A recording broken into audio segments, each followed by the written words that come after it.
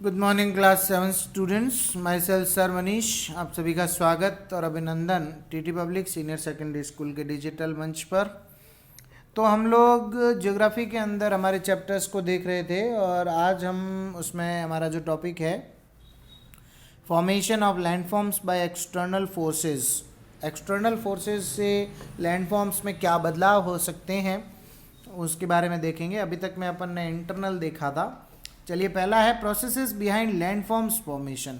सबसे पहला अपन देख लेते हैं लैंडफॉर्म के फॉर्मेशन के पीछे लगने वाले कौन से प्रोसेसेस हैं। Weathering, erosion and depositions are processes responsible for the formation of different landforms on the surface of the earth. Earth के सरफेस पे जो भी बदलाव होते हैं उनमें तीन प्रोसेसेस सबसे बड़ी भूमिका निभाती हैं, विदरिंग, इरोजन और डिपोजिशन। देखें क्या है ये।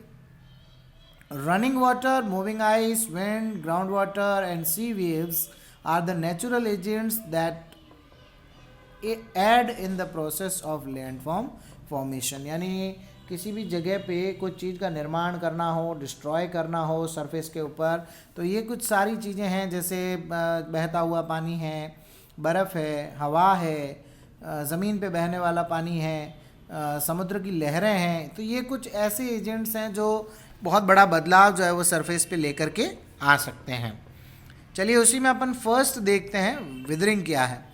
Withering is defined as the gradual process by which rocks break up and decay due to the atmospheric conditions in situation in place. जहाँ वो है वहाँ से रॉक का और छोटे पार्टिकल्स में, पार्ट्स में टूटना, वो जिस प्रोसेस से होता है उसी को अपन विदरिंग कहते हैं। एग्जाम्पल देखें, there is no transportation of rock fragments through the agents of weathering. देखिए, और रॉक के जो फ्रेगमेंट्स हैं वो एक जगह से दूसरी जगह जाते भी नहीं है, ना ही उनके लिए कोई अपन ने व्यवस्था कर रखी है, तो उसको जो प्रोसेस है उसको अपन कहते हैं withering. It may be cause by chemical, physical and biological processes. Withering alters and landscape and is crucial to formation of soil. और ये देखिए, केमिकल, फिजिकल या बायोलॉजिकल प्रोसेस की वजह से ही होता है और ये बहुत ज़रूरी भी है ताकि उससे अपन सॉइल जो है वो बना सके, क्योंकि रॉक्स जब टूटती हैं तो उसका आगे जो फॉर्मेशन होता है वो सॉइल के रूप में ही होता है। उसको सॉइल के रूप में अपन देख सकते हैं। दूसरा है erosion, the process of withering, the process of wearing away of the land surface and its transportation by natural agents such as running water, moving ice, wind, action of waves are known as erosion। किसी भी जगह पर top layer का हटना, remove होना, उसी को अपन कहते हैं इरोजन। और उसके अंदर कौन कौन सी चीज़ें रिस्पॉन्सिबल हो सकती है। देखिए, बहता हुआ पानी है, मूवेबल बर्फ़ है, बड़ा आइसबर्ग हो सकता है, हवा हो सकती है, वेव्स का एक्शन हो सकता है। तो यानी ये टॉप रेल का जो है वो रिमूवल, मेरे हिसाब से आप समझ रहे होंगे इस चीज़ को। दूसरा है डिपोजिशन। डिपोजिशन को देखें आप, क्या कह रहा है ये। द लेइंग डाउन और dropping of rock debris obtained by weathering and the erosion in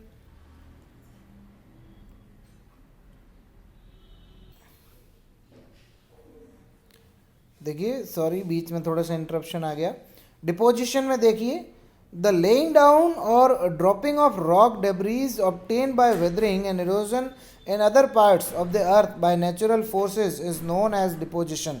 the debris after deposition में accumulate to form new rocks. जो स्मॉल पार्टिकल्स हैं, जो छोटे पेबली रूप में जो स्टोन्स या रॉक्स के टुकड़े हैं, जब वो आगे जा कर के बह करके किसी एक स्थान पर डिपॉजिट हो जाते हैं तो उनके डिपोजिशन से जो वहाँ पर नई रॉक्स बनती है उसी को अपन जो है वो डिपोजिशन कहते हैं, कलेक्शन कहते हैं। फिर है रिवराइन लैंडफॉर्म्स। रिवराइन लैंडफॉर्म्स में क्या है, देखें ज़रा। During its journey from the mountains to the sea, a river plate performs the task of erosion, transportation and deposition, creating several landforms depending on the volume of water, slope of land and materials carried by it. देखिए riverine landforms ये है कि नदी जहाँ से originate हुई वहाँ से लेकर के और जहाँ वो अपने पानी को मर्ज कर रही है, तो उसके बीच में उसमें क्या क्या बदलाव आए, उसने क्या क्या शेप बनाई, कहाँ उसने डिपोजिशन किया, कहाँ पे उसने विदरिंग की, कहाँ पे उसने इरोजन किया।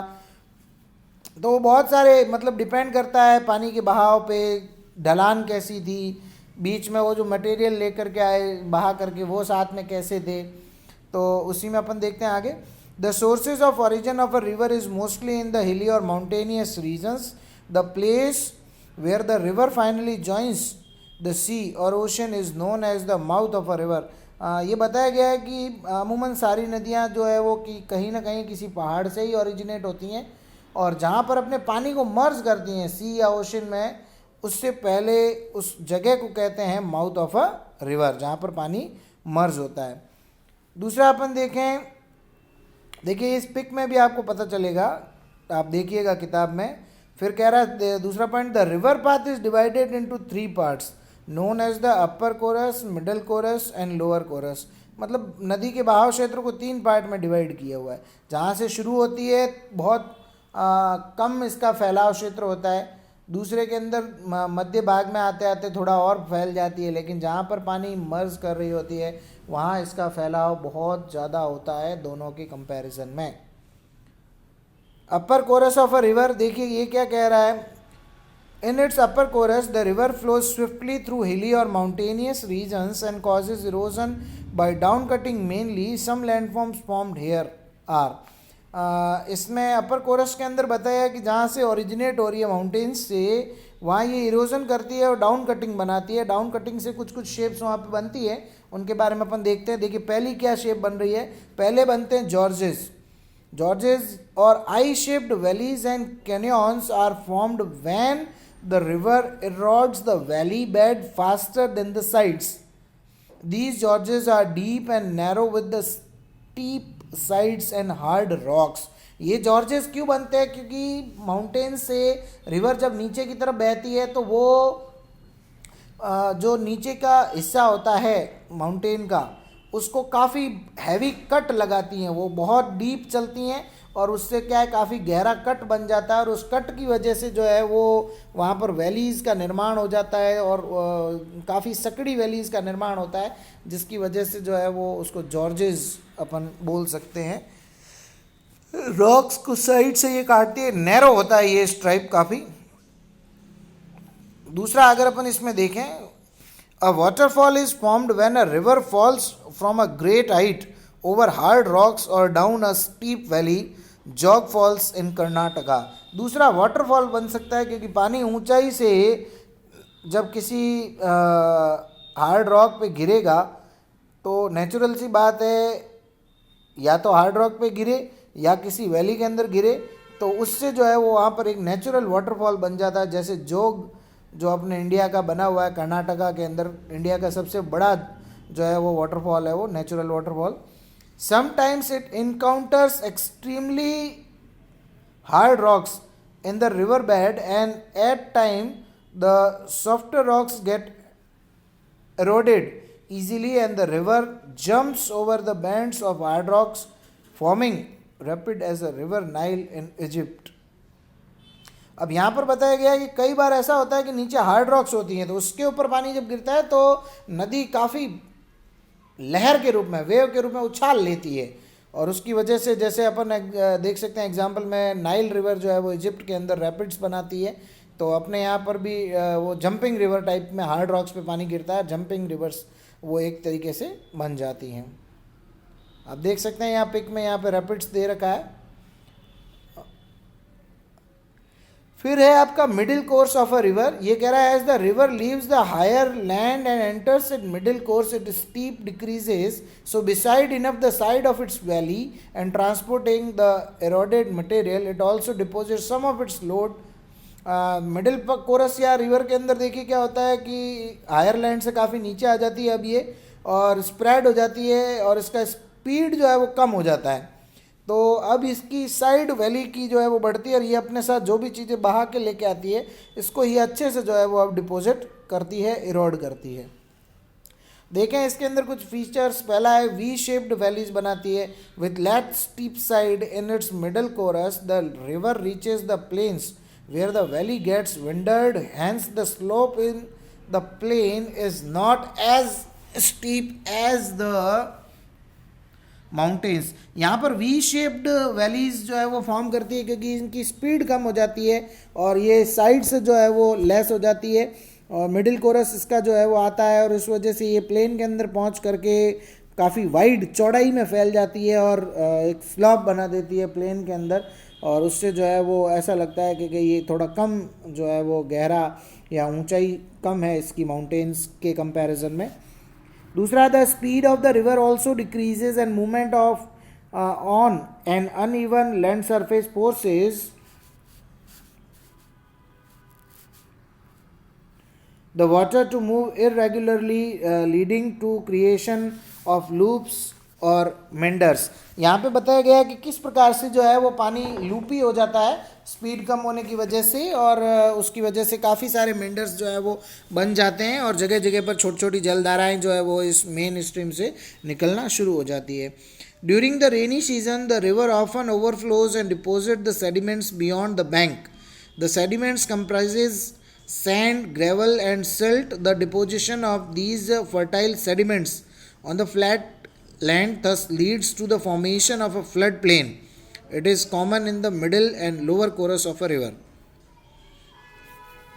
यहाँ हमें पता चलता है कि रेनी सीजन के अंदर ये रिवर जो है वो कभी कभार ये ओवरफ्लो होती हैं और इस वजह से इसके साथ में जो है वो सेडिमेंट्स का जो डिपोजिशन है वो बहुत अच्छी मात्रा में होता है और ये फर्टाइल सेडिमेंट जो है वो फ्लैट लैंड के अंदर जा करके डिपॉजिट हो जाते हैं और फ्लड प्लेन का निर्माण करते हैं जिसकी वजह से जो मिडिल और लोअर कोर्स है रिवर एरिया उसके अंदर ये डिपोजिशन सबसे ज़्यादा देखने को मिलता है। चौथा है the course materials deposit close to the river from a long and low wall along a bank known as a natural levee. ये बताया जा रहा है फिर से एक बार कि कहाँ पर इसका सबसे ज़्यादा डिपोजिशन जो है वो फर्टाइल लैंड का होता है या पार्टिकल्स का होता है। तो वो बता रहा है कि जहाँ ये पानी को डिपॉजिट करते हैं उससे पहले लॉन्ग और लंबी एक बेड जो है वो बन जाती है, एक किनारा सा बन जाता है और उसको नेचुरल लेवी के रूप में अपन कह सकते हैं। या आप देख सकते हैं यहाँ पे इस पिक में lower course of a river. Lower course of a river क्या कह रहा है उसको भी ध्यान से देखिएगा आप। During the lower course the river flows through land which is almost flat. ये वो जगह है जहाँ पर ऑलमोस्ट सरफेस फ्लैट हो जाता है। It work is mainly deposition as it flows is now extremely sluggish.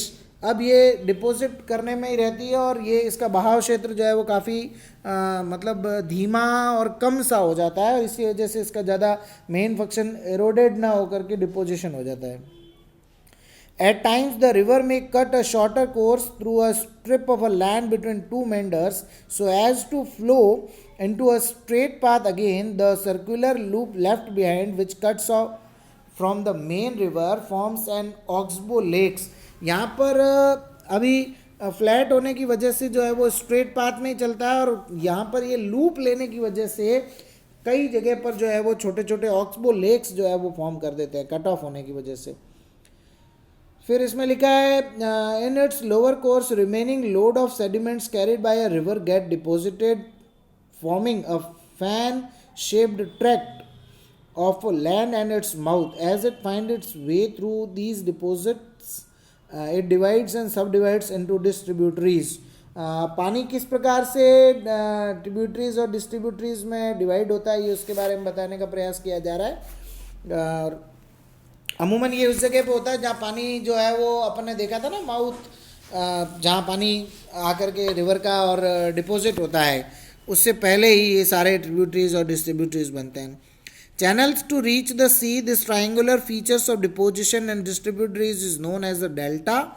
जहाँ पानी मर्ज हो रहा होता है उससे पहले एक ट्राइंगुलर शेप बनता है जिसको अपन डेल्टा कहते हैं। Sometimes strong tied at the mouth of the river carry away the sediments and so the river reach the sea through an estuary. An estuary is defined as long narrow funnel shaped inlet of a sea into the land with extremely strong tides that carry away to sea the sediments brought down by the river। देखिए इसमें एक चीज़ और बताई गई है कि कई बार ऐसा होता है कि एस्ट्योरी की वजह से जो बड़ी लहरें आती है तो वो सेडिमेंट्स को वापस अपने साथ बहा करके भी लेकर के चली जाती हैं। अब अपन देखते हैं ग्लेशियल लैंडफॉर्म्स। ग्लेशियल लैंडफॉर्म्स के अंदर क्या है, देखिए, when snow that has accumulated in valleys creeps down the slope of a mountain due to the action of gravity, it forms a river of ice known as a glacier. Glacier helps create many landforms. बताया जा रहा है कि कुछ ऐसे area जहाँ पे mountain जो है वो ग्रेविटी के फोर्स की वजह से आइस का पूरा पहाड़ सा बन जाता है और वो बहता रहता है पानी के ऊपर, उसको अपन ग्लेशियर कहते हैं। और वो ग्लेशियर भी कई बार जो है वो लैंडफॉर्म्स बनाने में हेल्प करता है। पहला है, as a glacier moves it carries rock fragments as well as the gravel with it. A glacier erodes both the bed and the side of its valley at the same time, thus forming a U-shaped valley with a flat base and very steep sides. ये ground के gravel को भी shape देता है, साथ ही साथ rocks को भी शेप देता है, और ये बेड्स को और साइड्स को दोनों को एक साथ शेप देने का काम करता है। और साथ ही साथ ये यू शेप वैली का फॉर्मेशन करता है जो कि काफ़ी फ्लैट और स्टीप होती है साइड की तरफ से। इसका अगला पेज देखते हैं अपन, वहाँ क्या कह रहा है ये चैप्टर अपन को।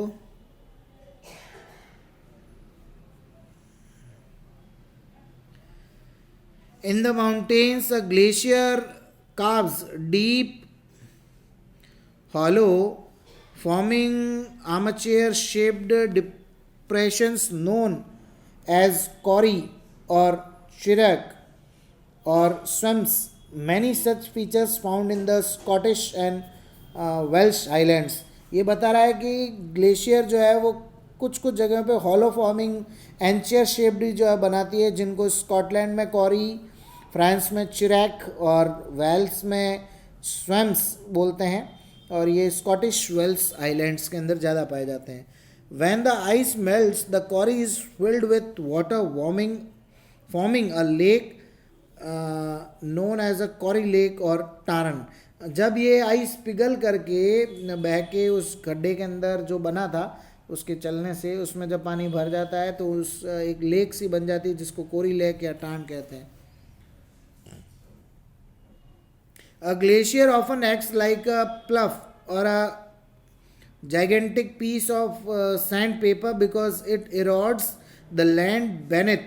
The sand, gravel, clay and boulder that is erodes are thereafter carried by a glacier either on its surface within it or dragged along at the bottom. As temperature increases and the ice melts, the glacier leaves behind or deposit the load it is carrying on the valley side and floor. These deposits of sand, gravel, clay and boulder left behind by glacier on the valley side at the floor as known as the moraines. बताया जा रहा है कि जब कभी glacier ऐसा fluffy area के ऊपर या जाइगेंटिक पीस जब चलता है तो वो अपने साथ काफ़ी लैंड बेनेथ को कैरी करता है। उसमें ग्रेवल हो सकता है, क्ले हो सकता है, बॉल्डर हो सकता है, और ये जब सारे उस आइसबर्ग के साथ या ग्लेशियर के साथ जब बहते हैं तो फ्लोर और साइड और वैलीज इनके ऊपर शेप में काफ़ी बदलाव आता है, और उसकी वजह से जो है वो एक नई शेप बन जाती है फ्लोर की, और उसको अपन मोराइन्स भी जो है वो कहते हैं। इसका अगला पेज देखते हैं हम क्या कह रहा है ये। देखिए ये कह रहा है sometime a glacier may reach the sea without melting, here it may break up and form floating masses of ice called icebergs. कई बार ऐसा भी होता है कि वो बहता हुआ पानी के ऊपर और तैरता हुआ समुद्र तक पहुंच जाता है, वहाँ छोटे छोटे आइस के जो पीसेस हैं उसमें तैरते रहते हैं, और उनको अपन जो है वो आइसबर्ग्स कहते हैं। विंड लैंडफॉर्म्स, देखिए हवा क्या शेप बनाती है, बिल्कुल the role of wind in altering the landscape is particularly noticeable in desert where the soil is sandy, dry and loose. As the wind freely blow in the sandy areas then carry loose sand particles which act as tools in scraping and polishing rocks to form different features. हवा के बहने से जो सूखी मिट्टी नुमा shape जो भी होती है उसमें बदलाव आ सकता है, वो अपने साथ पार्टिकल्स को बहा के ले जाती है, उसको तराशती है, तो हवा वास्तव में शेप बदलवाने में हेल्प करती है. At time, erosion of these rocks is maximum at the base, at the wind cannot carry the sand to a greater heights, leading to the formation of mushroom rocks और गॉर्स. ज़्यादा height तक लेकर के नहीं जा पाती और उस पार्ट को कट इस प्रकार से ये कर पाती हैं तो बिल्कुल मशरूम के शेप में ही दिखता है वो एरिया. तो उसको मशरूम रॉक या गौर रॉक्स भी कहते हैं इरोजन के समय पे. When the speed of a wind decreases, it deposits the sand and particle it was carrying along with it. As more and sand gets deposited, it forms a hilly or sand known as the sand dunes. These sand dunes are not static; instead, they move in the direction of a wind. ये अपने राजस्थान की और अपने लिए काफ़ी पहचान की बात है, क्योंकि यहाँ पर ये धोरों की बात कर रहे हैं कि जब हवा बहती है तो दोहरे खुद उसके साथ में बहते रहते हैं और वो जगह बदलते रहते हैं. जिस डायरेक्शन में हवा चलती है सैंड ड्यून्स भी उसी डायरेक्शन के अंदर चलते रहते हैं. Sometimes the fine sand can be carried to great distance and deposited over large areas beyond the desert limits on the neighboring lands, forming losses. These may bury all landforms in the area. कई बार ऐसा भी होता है कि fertile soil जो है वो हवा के साथ बह करके बहुत दूर तक चली जाती है, उसको लॉसेस भी बोलते हैं, फॉर्मिंग लॉसेस बोलते हैं अपन. और ये कई एरियाज़ के अंदर, कई लैंडफॉर्म्स के अंदर जो है वो ऐसा हो सकता है.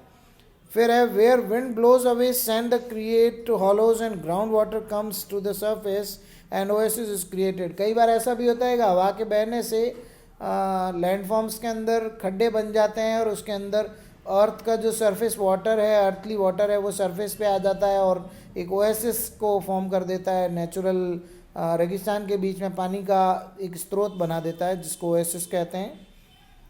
ये आप यहाँ देख सकते हैं, ये मशरूम स्टाइल की जो फॉर्मेशन दे रखी है. अब अपन लास्ट देखते हैं मरीन लैंडफॉर्म्स. ये क्या है?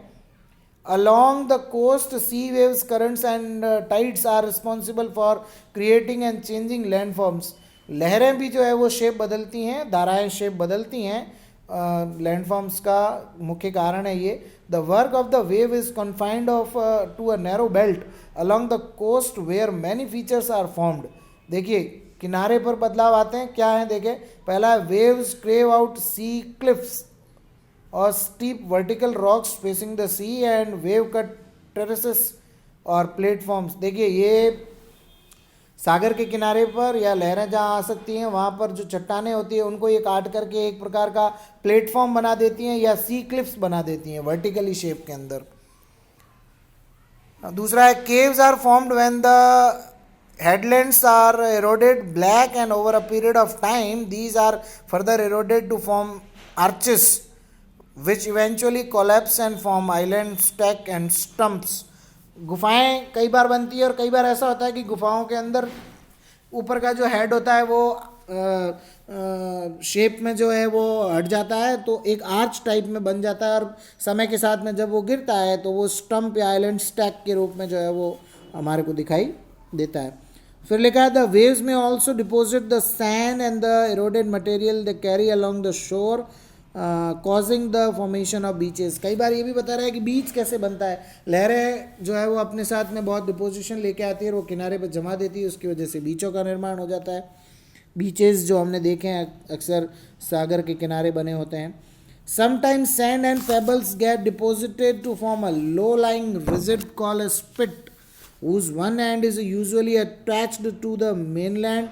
When a spit grows in length across the coast, it may also form a sandbar. Often sandbars cut off a part of the sea and form lagoons or backwaters.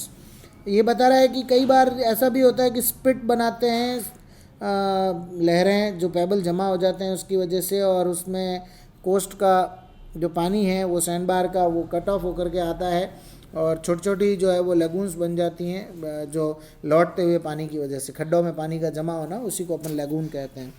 तो प्यारे बच्चों यहाँ पे ये chapter भी होता है आपका ख़त्म. इनके क्वेश्चन आंसर मैं आपको PDF बना करके सेंड कर दूँगा, आप उनको अपनी नोटबुक में करें और उनको लर्न भी करते रहें. और बहुत जल्दी हम लोग आपका होमवर्क भी चेक करेंगे, तो उसके लिए आपको बताएंगे कि कैसे होमवर्क चेक किया जाएगा। तो मिलते हैं आपसे अगले वीडियो लेक्चर के अंदर, तब तक के लिए धन्यवाद।